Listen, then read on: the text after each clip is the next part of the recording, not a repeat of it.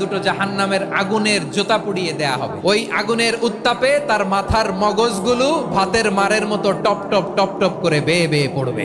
জাহান্নামের অবস্থা এত ভয়ঙ্কর হবে, জাহান্নামের ভেতরে লক্ষ লক্ষ কোটি কোটি কাফির মুশরিককে দেওয়ার পরেও জাহান্নাম বলবে আরো আছে নাকি, আরো দাও, আমার ক্ষুধা নিবারণ হয় নাই। জাহান্নাম এত উত্তপ্ত হবে, জ্বলন্ত হবে, ভয়ঙ্কর হবে, জাহান্নামের এক অংশ আরেক অংশকে খেয়ে ফেলবে। আল্লাহু আকবার। ফেরেশতারাও টালমাটাল হয়ে যাবে। জাহান্নামের রক্ষী ফেরেশতারা কি করবে তারা নিজেরাও বুঝতে পারবে না। কোটি কোটি মুশরিক কাফেরদেরকে জাহান্নামে নিক্ষেপ করার পরেও জাহান্নাম ঠান্ডা হবে না, শান্ত হবে না, বলবে হাল মিন মাজিদ, আরো আছে নাকি, আরো দাও।